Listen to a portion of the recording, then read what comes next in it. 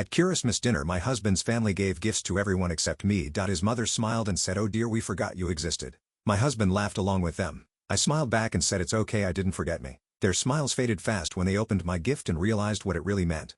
I knew I was the outsider from the very first time I stepped into my husband's house. No one said it out loud, but the way they looked at me was enough to crush my chest. There was something cold, something toxic like smoke, that seeped into every meal, every conversation I was never fully a part of. For the past 6 years, I'd lived with a family that never truly wanted me there. And the scariest part?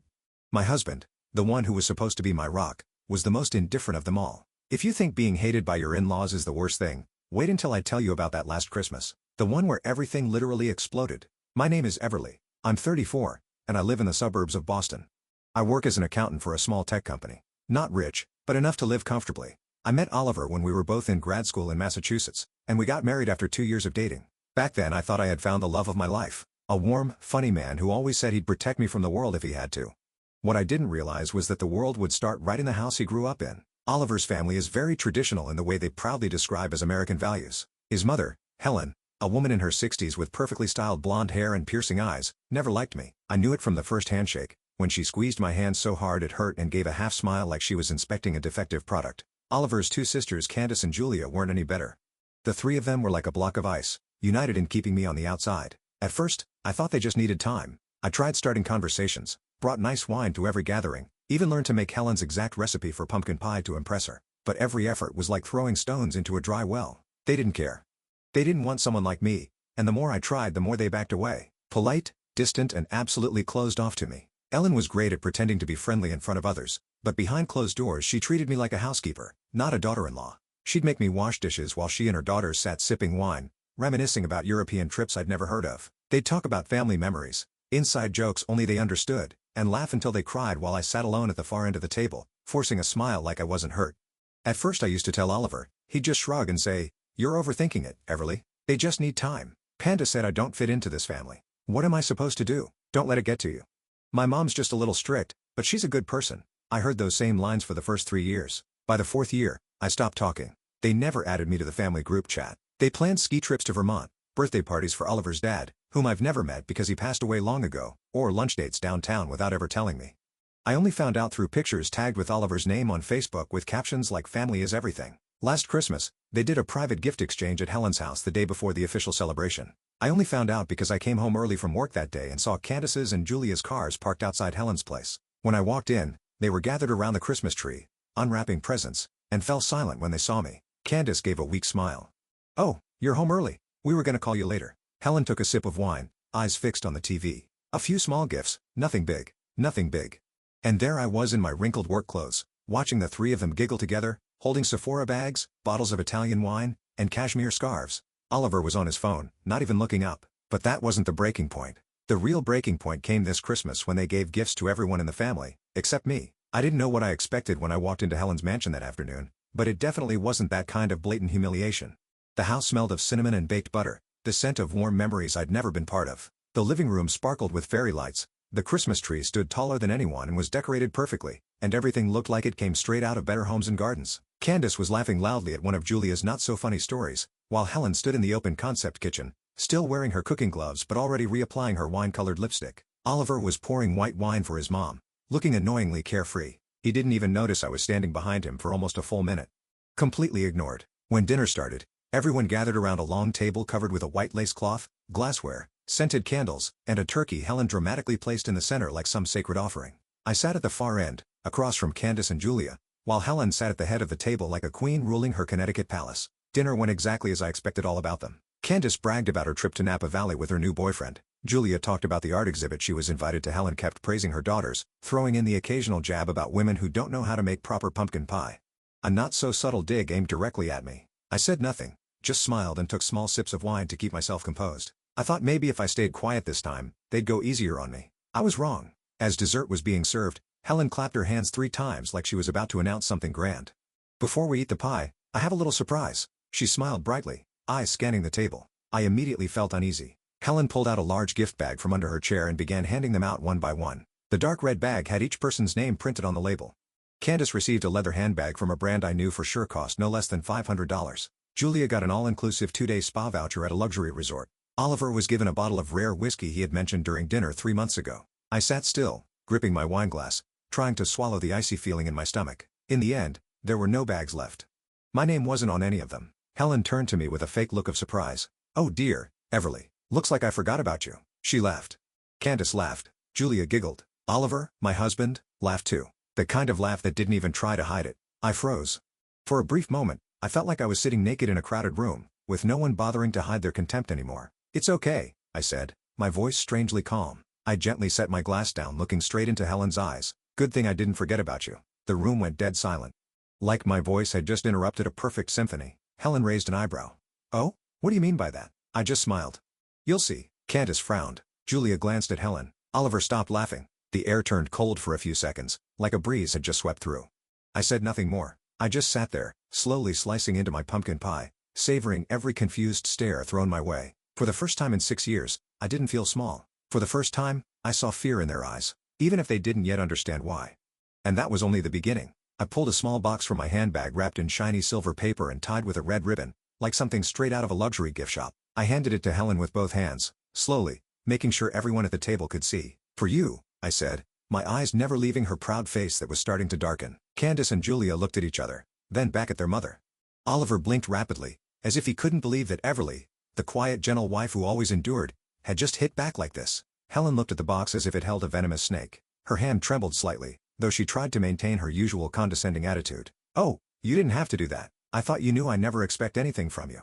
"I know," I replied softly. "This gift is very special." Curiosity started creeping around the room. Candace raised an eyebrow. Julia sat up straight. Oliver tilted his head toward me, no longer smirking. Helen untied the ribbon, cautiously unwrapped the paper. When she pulled out the thick stack of papers inside, I saw her hand begin to tremble for real. "No more pretending. What is this?" Her voice was hoarse. "Financial reports from your event planning company, and a few amended tax returns from the past 7 years. I poured myself another glass of wine, neither fast nor slow. "Did you know you underreported at least $240,000 in revenue over the last 3 years? And that's not even counting the personal expenses from the company account." The silence crashed down like a sudden storm. The atmosphere changed. No one laughed anymore. The only sounds were the rustle of paper in Helen's hands and her sharp breathing. Julia was the first to speak. "Mom, what is this? Is this real?" Candace snatched the documents, skimmed through them, and her eyes widened. "You hid this from us?" Helen didn't answer. She stared at the pages as if she could will them to disappear.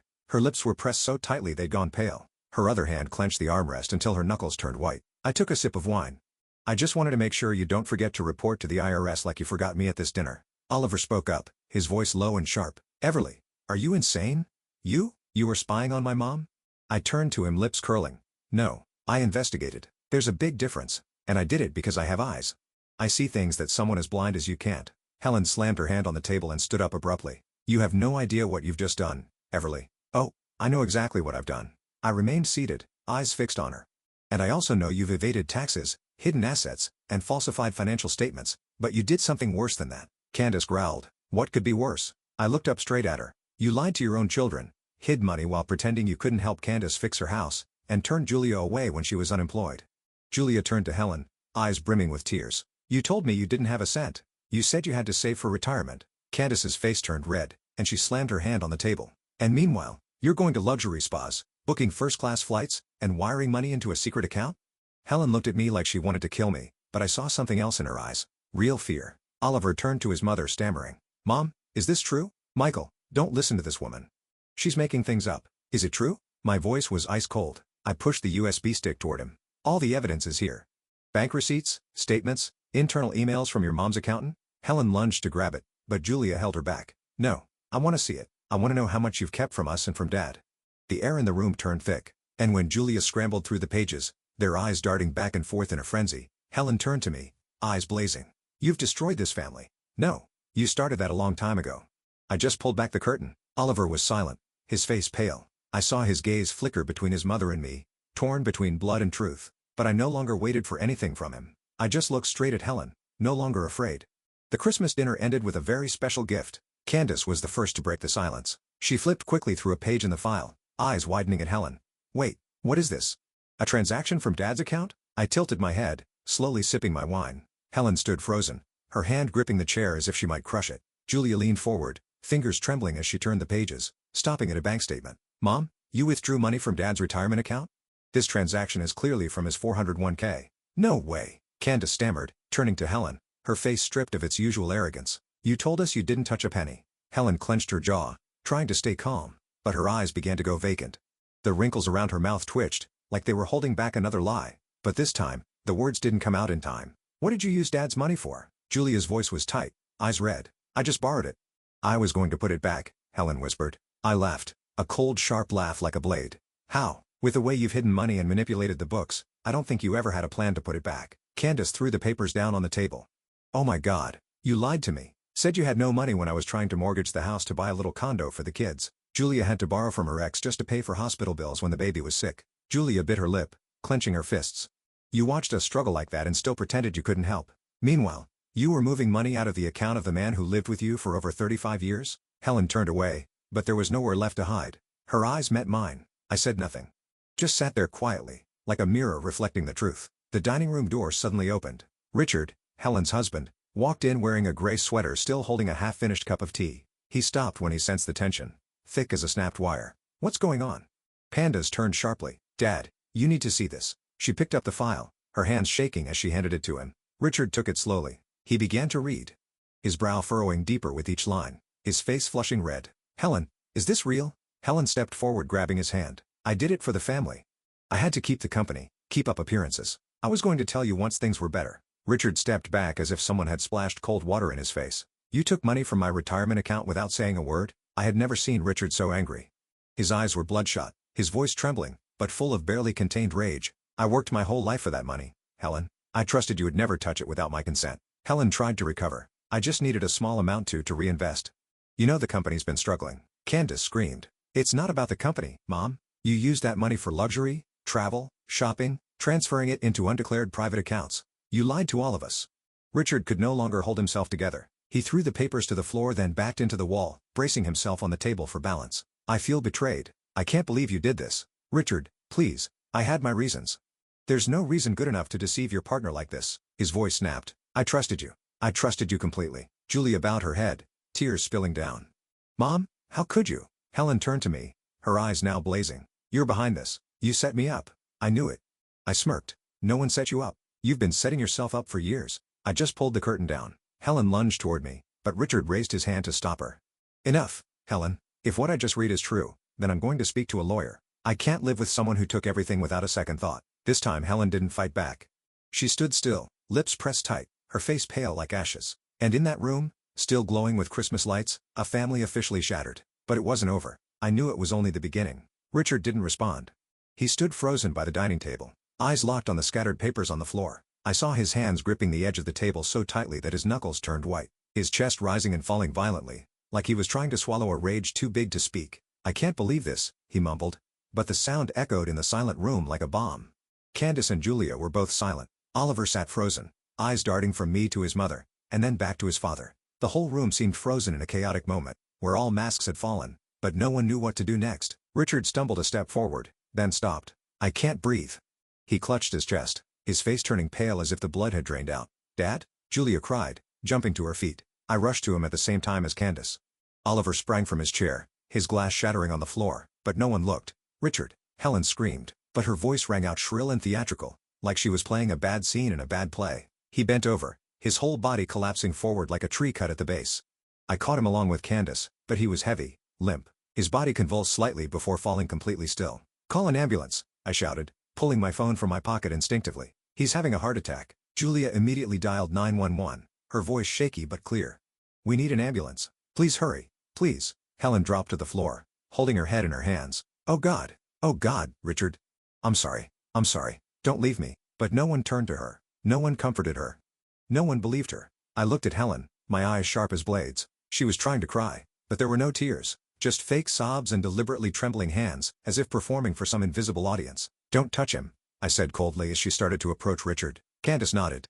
Stay back, Mom. You've done enough. The words hit Helen like a slap. She froze, then turned to look at her daughter with eyes that held no power anymore. The house that once echoed with laughter now held only heavy breathing, the ticking of the clock, and the shivering of a man lying unconscious on an expensive hardwood floor. About 10 minutes later, the ambulance arrived, sirens blaring. 2 EMTs rushed in like a storm. Helen scrambled forward, trying to lead the way, but one of them brushed her aside without hesitation. We need space, I stepped back, Julia pulling Candace with her. Oliver stood stiff in the middle of the room, as if his brain had shut down. Helen stood dazed, then suddenly dropped to her knees, sobbing loudly like a scene from a cheap drama. Please save him. He's my husband, please. I watched her, seeing every calculated movement, every performative breath. No real tears. No one held Richard as he convulsed. The only person holding his hand was Candace. One of the EMTs turned to us. He still has a pulse. We're taking him to the nearest hospital. Whose family? Candace nodded. I'm his daughter. I'll go. I placed a hand on her shoulder, speaking softly. I'll drive you both and follow behind. Helen looked around, her expression lost. I'll come too, Julia said coldly. No one's stopping you, but don't pretend anymore. We've seen everything. Helen said nothing more. She stood up, staggering after the stretcher like a ghost. We walked to the car in silence. Oliver trailed behind me, but I didn't turn around. I didn't want to see that lost look on his face again. Whatever was left between us had burned to ash the moment Richard collapsed, and Helen cried her fake tears. When the ambulance turned off the street, I looked up at the night sky. There were no stars. Only swirling black clouds. That Christmas had no prayers, no warmth, only truth, wounds, and consequences. And I knew Richard's collapse was only the beginning. The hospital waiting room was strangely cold. Not the cold of air conditioning, or November weather, but a quiet, creeping chill that seeped into the skin from prolonged silence and mounting tension. Candace and Julia sat close together, eyes blank, staring off into nothing. I stood near the reception desk, gripping my phone. The screen had long since gone dark, but I didn't let go. As if it were the only thing keeping me upright. Mike sat a few chairs away, elbows on his knees, hands clasped, silently watching. No one spoke for nearly an hour. Then suddenly Mike stood up and walked over to me. Are you satisfied now? I blinked, thinking I misheard. What? His voice no longer carried calm. It held a kind of shock, but not because his father was in the ER. It was because of me. This is what you wanted, right? Exposing my mom, humiliating the whole family, sending my dad to the hospital? I stood frozen, unable to believe what just came out of the mouth of the man I'd shared a bed with for 6 years. You think I wanted this to happen? You planned it. You held on to all that. You brought it out on Christmas Day in the middle of family dinner. You knew my dad had a heart condition. You think I didn't notice? Every word hit me like a blow. So you're not mad your mom lied, embezzled money, betrayed your father? You're mad I didn't sit still and silent like some porcelain doll? Mike clenched his fists, his eyes red. You couldn't have handled it differently? Spoken to her privately? Chosen a better time? I laughed, a dry sound drained of emotion. A better time? What do you think I've been doing for the past 6 years? I waited. I swallowed my pride. I gave your mother chance after chance to be decent, and all she did was crush my dignity. And you? You just stood by. Mike turned his face away, but I didn't stop. I used to think you were neutral. I tried to understand you were caught between your mother and your wife. But today? When you saw clearly that your mother stole money, emptied your father's retirement, lied to your sisters, and you're still standing here blaming me? So, tell me, Mike, whose side are you on? He looked back at me, his eyes heavy. I just wanted to keep this family together. I stepped back like he had just slapped me. This family was never together, Mike. Can't you see? Your mother is a manipulator. She never wanted me here. Never. And you? You chose her. Over and over again. You chose silence. Candace stood up, her voice cold. Mike, don't. Mom was wrong. We all saw it. Julia added. Everly didn't break anything. She just brought the truth to light. Mom's the one who put Dad in this position. Mike said nothing. He just looked at me, his eyes shattered. I looked right back, no longer angry, just an immense, cold, emptiness spreading through my chest. You just lost your last chance to do the right thing. I don't need you to protect me, Mike. I just needed you to see me, but you never did. I slid my wedding ring off and placed it in his hand. This is the last time I wait for you to choose me. Mike said nothing. His hand clenched the ring so tightly it trembled, as if letting go would shatter everything. But it was already too late. I turned away, not caring what he would say next. I'd heard enough, and for the first time in 6 years, I felt relief. A man can be your husband, but if he doesn't stand by you when you need him most, he's just a stranger carrying his mother's last name. I left the hospital right after the doctor announced Richard was out of critical condition but needed close monitoring due to severe heart damage. Candace and Julia stayed to watch over him for the night. Helen had disappeared after a nurse asked her not to interrupt the treatment. Mike was still sitting in the waiting room, looking like someone had drained the life out of him, but I didn't look back. No need. As I walked out to the parking lot, the night wind cut across my face like a blade, but instead of feeling cold, I felt weightless. The wedding ring in my palm felt like a foreign piece of metal, a relic from a life that no longer existed. When I got home, I didn't turn on the lights. I stood in the middle of the living room, staring at the wedding photos on the wall, the souvenirs from our honeymoon in Oregon, the leather chair where Mike used to sit and read sports news. Everything was familiar and completely foreign. I held the ring, placed it in the jewelry box, then took out a small suitcase. Just a few clothes, my laptop, wallet, and passport. I didn't need much. I just needed to leave before I started doubting my decision. The next morning, I sent a short email to the lawyer I had quietly prepared to contact since last month when I began investigating Helen. The subject line read simply, "Begin divorce proceedings." That afternoon, I got the first message from Mike since our conversation at the hospital. Everly, I need to talk, please. I didn't respond. 2 weeks later, Helen was summoned by federal authorities for investigation on tax evasion and corporate fraud. All the documents I had given to my lawyer had been sent to the IRS and FBI. Not only was there evidence of tax evasion, but also proof that she used fake employee names to withdraw funds from the Small Business Support Program during the COVID-19 period. The local media picked up the story. Newspapers published photos of Helen leaving court in a gray suit, no makeup, hair a mess. There was no trace left of the proud woman who once smirked through Christmas dinner. I didn't feel satisfied. Just right. After being discharged, Richard filed for divorce immediately. Candace told me via text that he had seen a lawyer straight from the hospital. Julia cut off all contact with her mother. Helen called, messaged, even wrote handwritten letters, but no one replied. Helen lost everything. Her family, her reputation, her company, it all collapsed. And Mike?